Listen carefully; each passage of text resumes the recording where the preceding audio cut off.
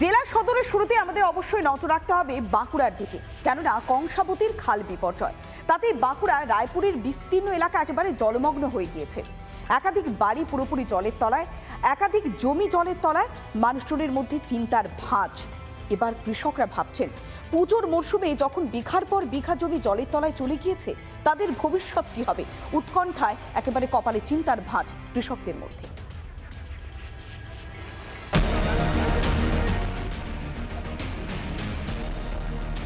পুজোর মুখে সেচের খাল ভেঙে বিপত্তি।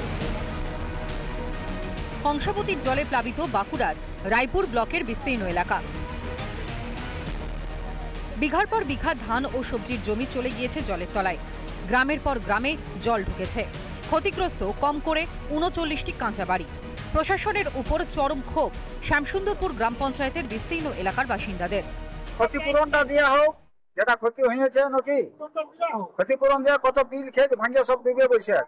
আমাদের ক্ষতি ভাঙ করে পেরিয়ে যাচ্ছে না, রাস্তায় কত লোক দাঁড়ায় আছে, এবার ধান ধুনা সব ডুবে আছে নাকি, কত লোক ছেলে পেলে, এবার কি হবে তা ঠিক আছে।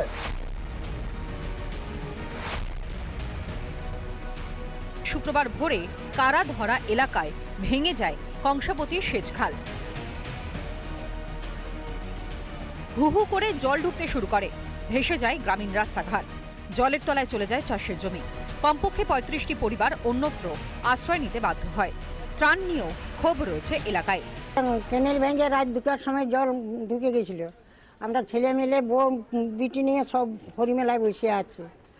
তাহলে আমাদের খাওয়া দাওয়া পেটে সকাল থেকে কোনো দানা পড়েনি, এখনো কোনো খাবার দাবার কোনো কিছু আসেনি। প্রশাসনের ছবি তুলে যায় আর চলে যায়, কোনো তাদের হেলদেন নেই। জমি অত মানে বলা যাবে না, অনেক বহু জমি আজ জলের তলায়।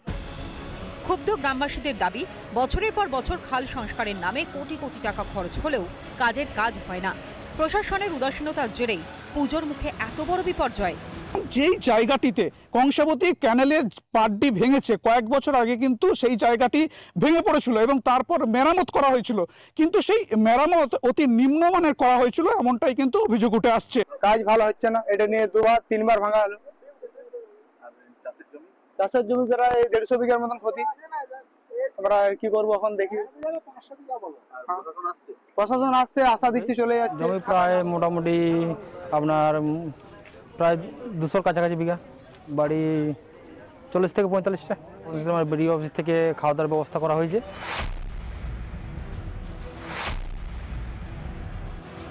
সরজমিনে এগুলো ঘুরে দেখলামও কি অবস্থা, এবং আমরা তাদেরকে তাড়াতাড়ি যে রিলিফের যে ব্যবস্থা প্রশাসনের তরফ থেকে আমাদের দেওয়া সম্ভব সেগুলো আমরা নিয়েছি এবং আমরা আছি ভালো জায়গাতে একটা শিফটিংয়ের ব্যবস্থা করছি। এই সম্ভবত কাছাকাছি লাইব্রেরি, স্কুল যেগুলো রয়েছে সেখানে, এবং তাদের খাওয়া দাওয়া আর যা প্রয়োজন যেটা রয়েছে সেগুলো দেওয়ার ব্যবস্থা।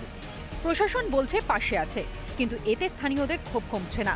তাদের বক্তব্য একটাই, কেন সময় মতো প্রয়োজনীয় ব্যবস্থা নেওয়া হলো না? কেন পুজোর মুখে দুর্ভোগের মুখোমুখি হতে হচ্ছে? রিপাবলিক বাংলা। নানা ধরনের কন্টেন্ট দেখার জন্য লাইক করুন, শেয়ার করুন আমাদের ফেসবুক পেজ, সাবস্ক্রাইব করুন আমাদের ইউটিউব চ্যানেল। পাশাপাশি অন্যান্য ব্রেকিং নিউজের জন্য অবশ্যই চোখ রাখুন রিপাবলিক বাংলায়।